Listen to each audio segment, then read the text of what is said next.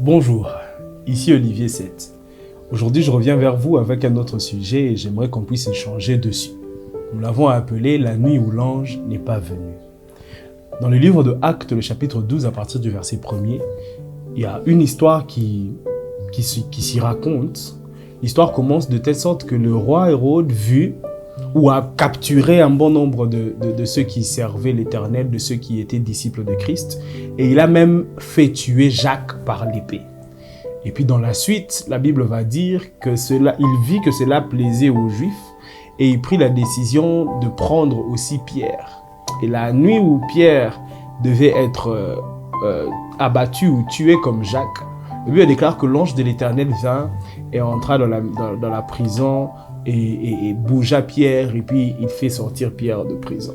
Mais j'ai remarqué quelque chose dans cette portion des Écritures, c'est que c'est le même roi qui veut mettre à mort des disciples de Jésus, mais à une différence. Il y a une nuit, la première, où Jacques est aussi comme Pierre en prison, mais cette nuit-là, malheureusement, l'ange ne vient pas. Pour Pierre, l'ange est venu et l'a fait sortir de prison. Mais pour Jacques, l'ange ne vient pas. J'ai comme l'impression, en lisant ce texte, on a comme l'impression que c'est injuste. On se dit, mais pourquoi est-ce que Dieu ne s'arrange pas pour que l'ange vienne aussi sauver Jacques de la même manière que l'ange viendra pour sauver Pierre? On se pose des questions, c'est à croire que Dieu a été injuste sur ce coup-là, mais malheureusement ou heureusement, Dieu ne commet pas d'injustice. Dieu reste juste. Écoutez, il arrive des fois où on a comme l'impression que Dieu est injuste. Il arrive des fois où dans la vie, on a comme l'impression que ce que Dieu fait pour les autres, on le mérite mieux que les autres. Il arrive des moments dans la vie où quand vous regardez les actions de Dieu dans la vie des autres, vous vous demandez, est-ce que Dieu me connaît encore? Ou encore, est-ce que Dieu se souvient de moi? Ou ce que Dieu est en train de faire, ne se rend-il pas compte que j'ai plus besoin de ce qu'il a donné à tel que lui? Ne se rend-il pas compte que j'ai plus besoin de ces choses que celui à qui Dieu est en train de les donner? Écoutez-moi. Dieu est tellement bon qu'il ne nous donnera jamais quelque chose dont nous n'avons pas besoin pour le moment, même lorsque nous pensons que les autres l'ont injustement. Ce qu'il faudrait faire, c'est qu'il faudrait considérer qu'il y a des moments dans la vie où, malheureusement, l'ange ne viendra pas. L'ange viendra pour l'autre, mais il ne viendra pas pour vous. L'ange viendra pour votre frère, mais il ne viendra pas pour vous forcément. L'ange viendra pour votre sœur, mais pas pour vous forcément. Il faudrait être assez brave et assez mature pour admettre que voilà, cette saison-ci, c'est la saison de l'autre. C'est son tour à lui de briller et pas le mien. C'est son tour à lui d'être sauvé et pas le mien. C'est son tour à lui de vivre ce miracle et pas le mien.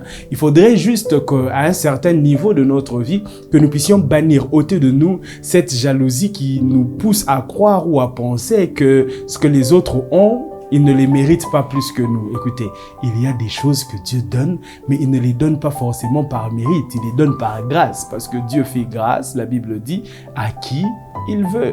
Écoutez-moi, arrêtez de vous entretuer, arrêtez d'entrer dans une compétition avec des gens à qui Dieu a fait grâce. Ça n'a rien à voir avec eux, ça n'a rien à voir avec le temps qu'ils ont forcément passé dans la prière ou encore le nombre d'années qu'ils ont passé à attendre. Non, simplement Dieu a décidé de faire grâce parce que justement c'est dans la nature de Dieu de faire grâce à qui il veut. La nuit où l'ange n'est pas venu doit être acceptée pour dire que voilà, il y a des nuits où l'ange vient et il y en a d'autres où il ne vient pas. Cela veut dire qu'il y a des moments où c'est difficile pour vous. Vous avez besoin que quelqu'un vous aide, vous avez besoin que les gens viennent à votre secours, mais ils ne viennent pas. Ce n'est pas pour autant que les gens sont devenus tous mauvais ou qu'ils vous ont abandonné forcément, parce que la vie est faite de ça, la vie est faite de ça, la vie est faite des hauts et la vie est faite des bas. Et dans les hauts, il y a des saisons où tout le monde est là pour vous. Lorsque vous avez des problèmes, tout le monde est là. Lorsque c'est difficile pour vous, les gens, ils sont là, ils vous soutiennent. Mais il y a aussi des saisons de la vie où les gens ne sont pas là. C'est comme ça. Il faudrait vivre avec, il faudrait faire avec, il faudrait passer par ces situations-là. Les traverser et les assumer. Le psalmiste dit « Quand je marche dans la vallée de l'ombre de la mort, je ne crains aucun mal. » J'aime ce texte des Écritures parce que le psalmiste ne dit pas quand on marche ensemble. Non, non. Le psalmiste dit quand je marche. Donc quand je marche seul dans la vallée de l'ombre de la mort, je ne crains aucun mal. Pas parce que mes amis sont avec moi, pas parce que ma famille est avec moi, mais parce que toi, l'Éternel, tu es avec moi. Alors, lorsque l'ange ne vient pas, rassure-toi que l'Éternel est avec toi.